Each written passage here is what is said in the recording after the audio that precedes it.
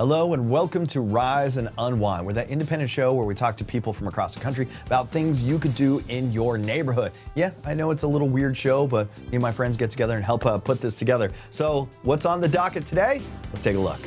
And I might have to go back to the writers and say, what the hell does this mean? But that wasn't the case with this. This was like everyone was on the same page, and the page was initially, the architect was Charles Schultz, and it was a brilliant piece of art. Well, Be Like Blippi Week is all about celebrating curiosity, and so we're going to have events all month long throughout the country, and these events will have fun discovery areas where you can learn like me, explore like me, dress up like me, wearing... All of that and more right here on Rise and Unwind. Do you ever think about how much travel shapes our daily lives?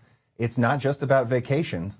Travel brings billions into our economy, creates jobs in every community, and even supports industries like healthcare and education. With major events on the horizon like the 2026 FIFA World Cup, the Ryder Cup, and even the 2028 Olympics, the U.S. has a huge opportunity to shine on the global stage. Joining us today is Geoff Freeman, President and CEO of the U.S. Travel Association, here to explain why travel is so essential and how America can be ready for this big moment. Welcome, Geoff. Chris, great to be with you. Why is travel so essential? Not just for our economy, but for everyday Americans.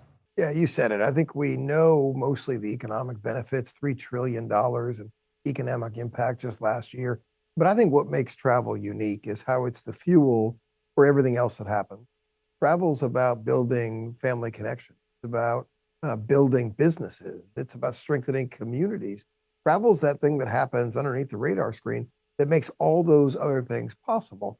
And because it's happening kind of underneath, I think we forget sometimes what we need to do to make sure that the travel industry can thrive, to make sure that it can service all of these other industries.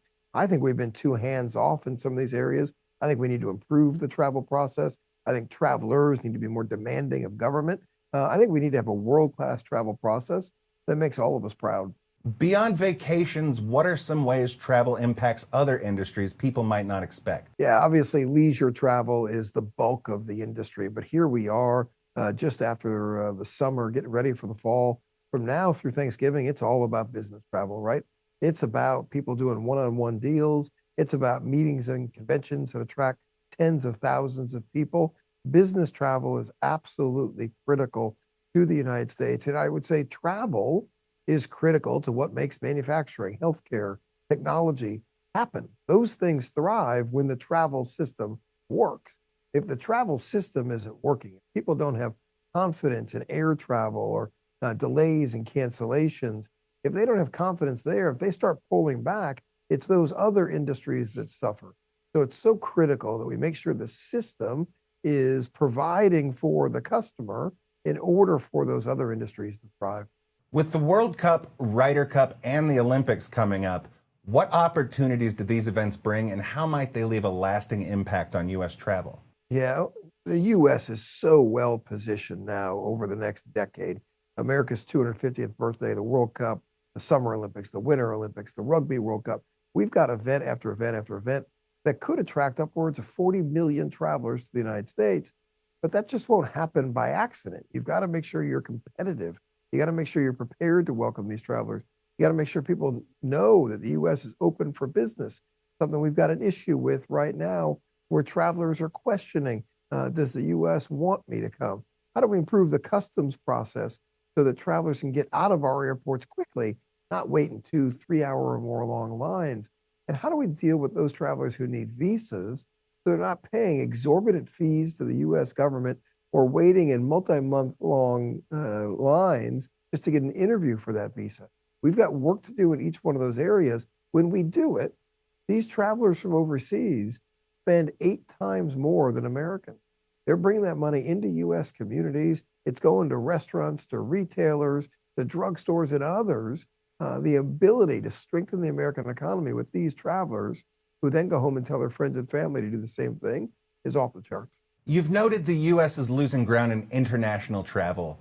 What needs to change there to stay competitive, and what's at risk for local businesses if we don't? Yeah, just to put that in context, in 2019, we welcomed 78 million international visitors.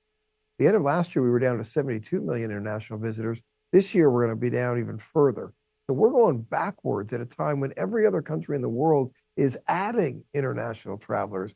We've got to have some tough conversations. Why is this? And what are we going to do to make the U.S. more competitive? These are travelers that come here, they stay longer, they spend more, and they go home and tell their friends and family to do the same thing. We've got to get this addressed. I mentioned earlier, one of the things that concerns me is we've got the government putting in place new exorbitant fees on visas, for example. I don't know about you, but I'd rather have travelers spending their money with U.S. businesses, not with the U.S. government. So that's the type of thing that we've got to get addressed. And what steps are being taken to make travel smoother and more accessible, both for Americans and our international visitors?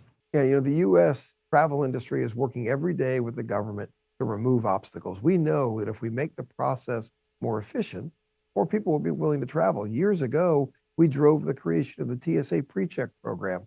Now, just recently, we drove the removal of the requirement on taking your shoes off at TSA. How do we look at the liquid ban, other things that make that TSA process more inefficient than it needs to be? How do we make sure that we give travelers confidence with flying, that there won't be delays and cancellations because we have the right number of air traffic controllers and we're using the right technology? That's another area where we're leaning in.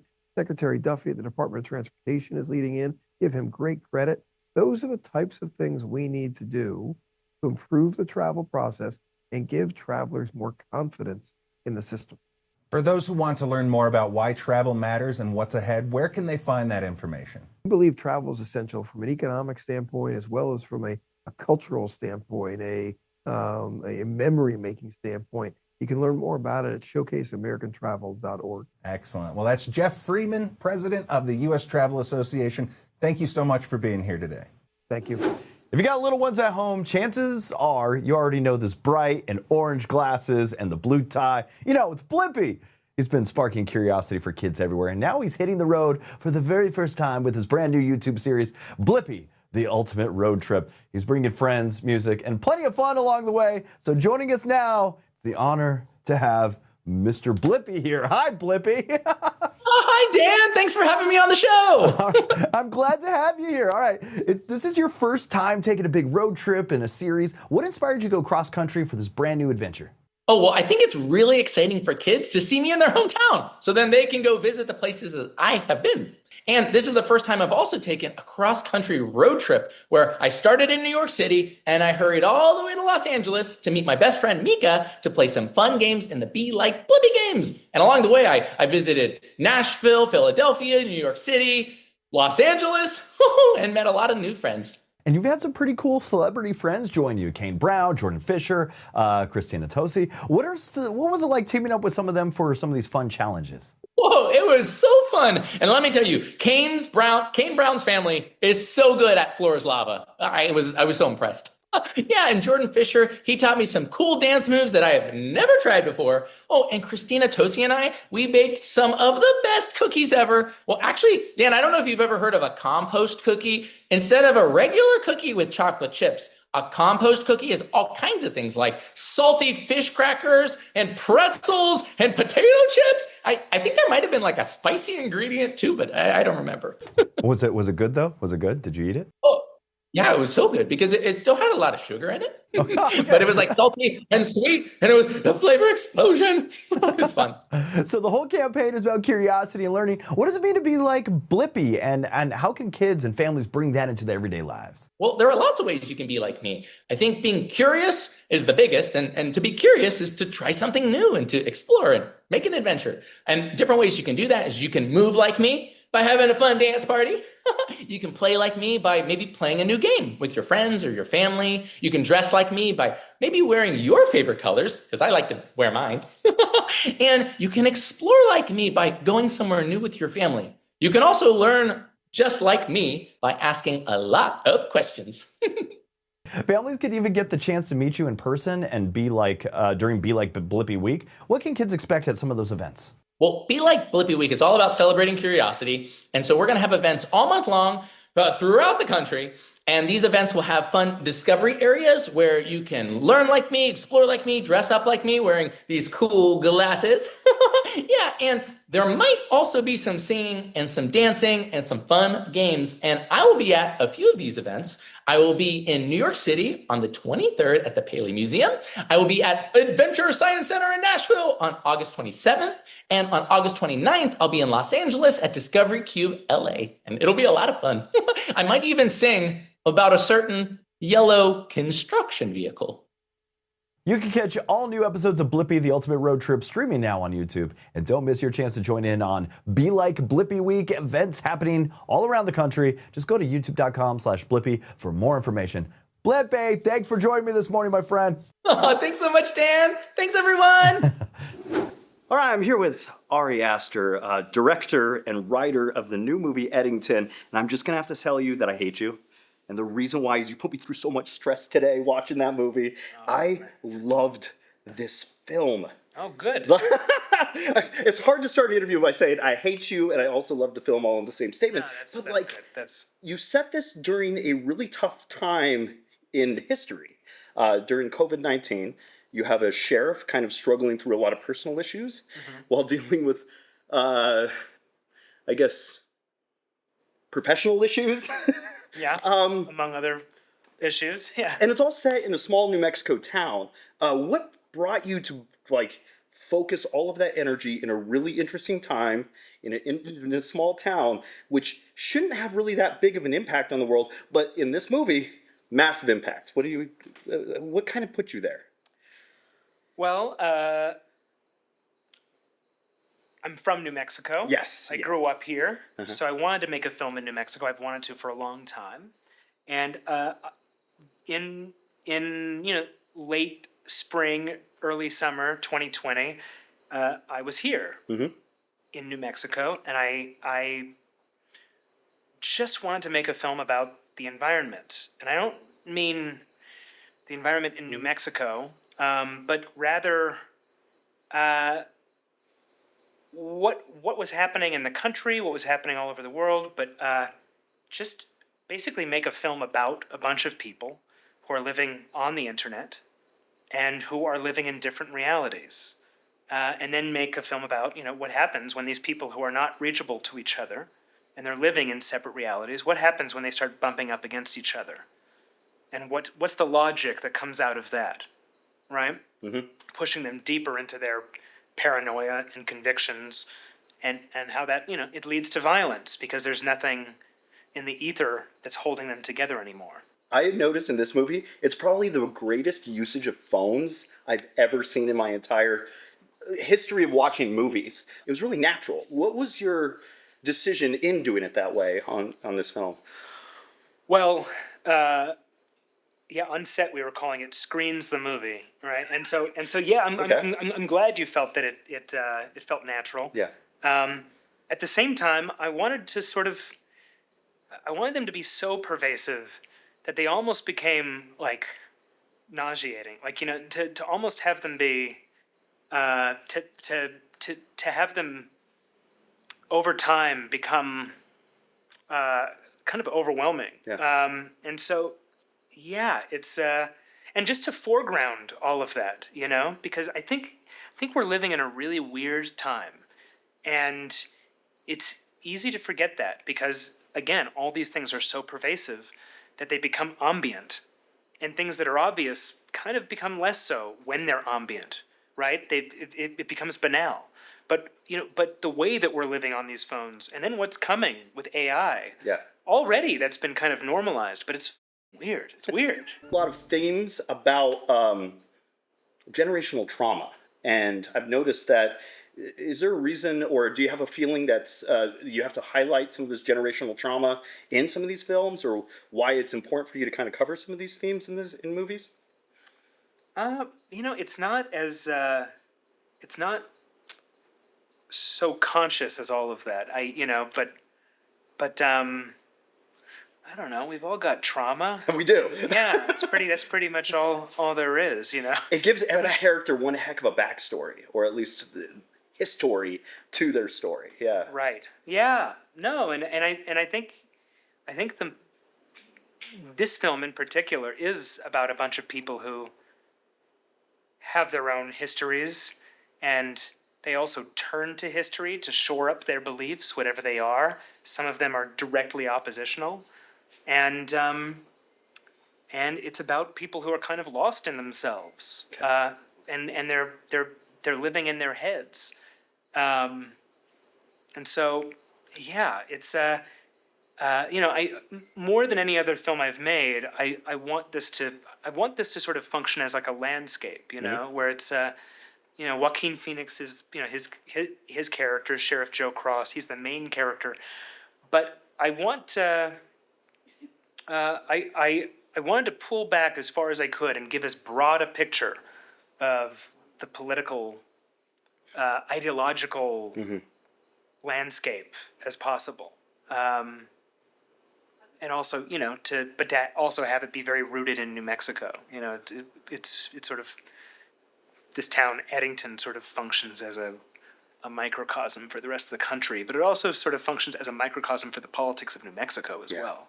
Yeah. Anyway. Well, I want to thank you for making this movie. It was an incredible film. I absolutely loved it. I was stressed out from beginning to end. I'm a huge fan of Twin Peaks, so it kind of reminded me of you are? I go out to Twin Peaks up to North Bend twice a year to go visit some of their events, so it just put me into the New Mexico version of that, following the Sheriff's Department. Absolutely loved it, so I really want to thank you for all your work. Thank you. So there it is. Ari Aster, thanks for joining me this morning. Thanks for having me.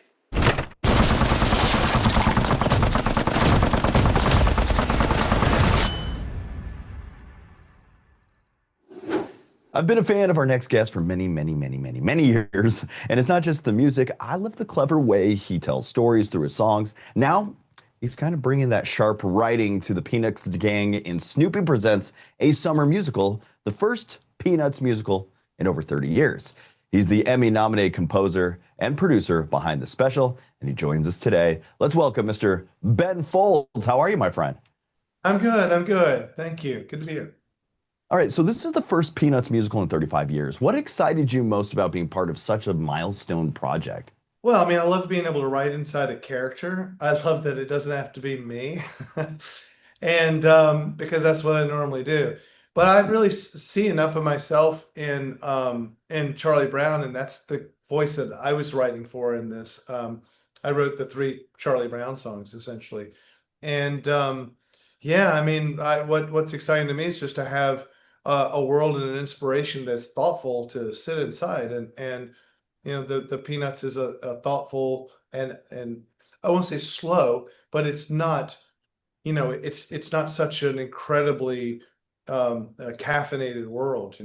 And the story, it captures the magic of summer camp and friendships that come with it. How did you approach writing songs that fit into that world? Well, they're very grown-up thoughts. The first song, I pick up writing the songs from the 3rd song out, and that finds Charlie Brown in quite a hole.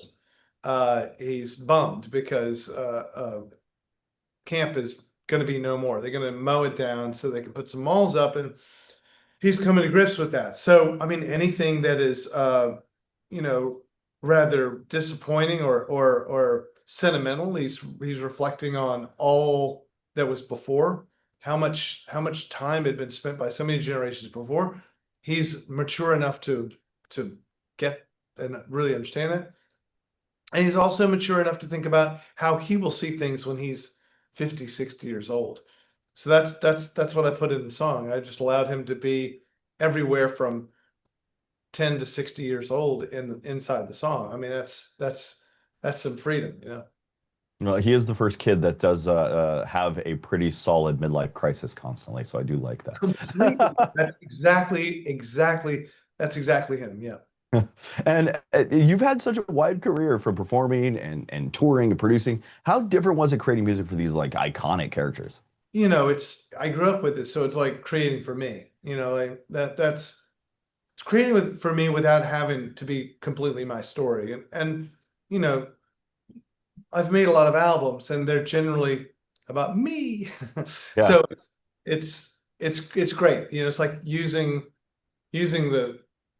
the chops that you get by writing a lot of songs, but also I was able to be inspired by it because I was inspired by the story. And I know that kids think about things very deeply because I know that I did, and you know that you did, and when we give them something to think about, it don't write down to them. And that was a great, that's a great part of it. You don't always remember not to write down to people. If you're writing, like kind of more broader pop sense, I don't know if it's quite as clear that your audience is always as intelligent, but with kids, my assumption is they understand everything.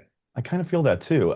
How much pressure is there for writing for such a major project and iconic character? Is there a lot of pressure there? I didn't find it pressuresome, really. I found it easier because everything is excellent.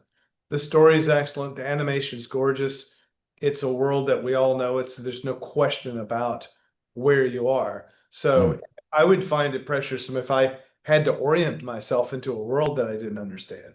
And I might have to go back to the writers and say, what the hell does this mean? But that wasn't the case with this. This was like everyone was on the same page, and the page was initially, the architect was Charles Schultz, and it was a brilliant piece of art that keeps making itself again, so. I think you're the perfect pick for this story. So thank you very much for being part of that.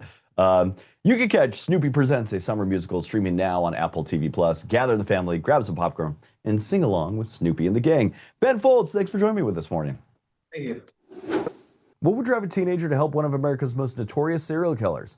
For the first time in 50 years, Elmer Wayne Henley Jr. breaks his silence about his role in the crimes of Dean Corll, known as the Candyman Killer in The Serial Killer's Apprentice. Criminologist Dr. Katherine Ramsland takes us inside Henley's mind in his chilling partnership with Corll, revealing the complex mix of fear, manipulation, and choices that led to the largest known mass murder in U.S. history at the time. Dr. Ramsland joins us now. Welcome to the show, Dr. Ramsland. Well, I'm happy to be here, Dan. Thank you for having me. Okay, you spent more than 60 hours speaking with Elmer Wayne Henley Jr. What was your first impression when you began these conversations? We first started with letters. My impression was that he was very intelligent, self-reflective, and willing to explore this with me. And then when we talked by phone, he was very remorseful. I was horrified by the things he did, but he did not want me to try to persuade him that he didn't have responsibility in this. And this case has haunted Houston for decades. What makes Henley's perspective so important to understanding the full story?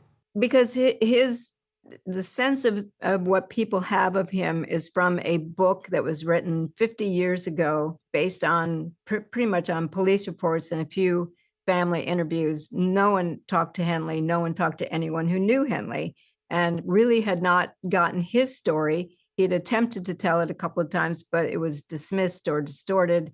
And this is the first time he's really taking a deep dive into his story. He wants the truth of what happened to him out there, in part to help protect kids today and prevent this kind of thing in the future. And Dean Corll was known as the Candyman Killer. How did he manage to evade suspicion for so long while committing so many crimes? Corll was what we know as a successful predator. He understood how to groom a whole community to believe he was just a nice guy, a big brother, someone who could take kids to the beach and the movies and whatnot and take over some of the parental responsibilities, and everybody really liked him. So his ability to persuade people that he was just a normal guy while he was looking for, among the teenage boys in the neighborhood, he was looking for victims that he could torture, rape, and kill.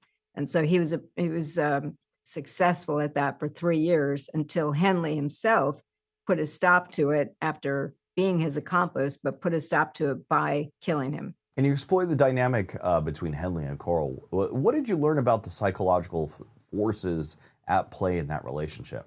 I looked a lot at the differences among types of accomplices and what we call the murder, how the predator looks for the kind of person that could partner with him in vulnerable kids, how they can bait them and manipulate them into doing things they wouldn't ordinarily do. So it was a kind of a master dominant submission relationship. It was coerced and groomed, and Coral knew exactly what he was doing. He had learned from others. He apparently was part of a larger network of traffickers. And he certainly studied their ways, whether he participated much with them or not. And so he used that to groom first David Brooks and then Wayne Henley. And beyond the true crime aspect, what do you hope viewers will take away from this documentary? I hope they take away that predators are more sophisticated today than ever. Kids are more vulnerable because they're more willing to share private details and to meet people that they just met online who are complete strangers. So we're hoping that kids who get into trouble, who are pulled into such situations, are listened to when they try to get help, because that's something that Wayne did not have when he tried to get help. Is there anything that we could learn from the situation and use for future? I think the important thing is to understand how predators groom the community into believing that they're wonderful people. If there are complaints, or if there is the suggestion that they are doing something with kids, like they don't want other adults around when they're with kids. And so we have a whole list of guidelines in the book about this. We definitely want people to understand that there are things to be on the lookout. They are signals, and that they need to pay attention to them. The Serial Killer's Apprentice premieres on Investigation Discovery, and it also streams on Max. Don't miss this unprecedented look into one of the most disturbing criminal partnerships in American history. Dr. Ramsland, thanks for joining me this morning. Well, thanks for having me. I appreciate it.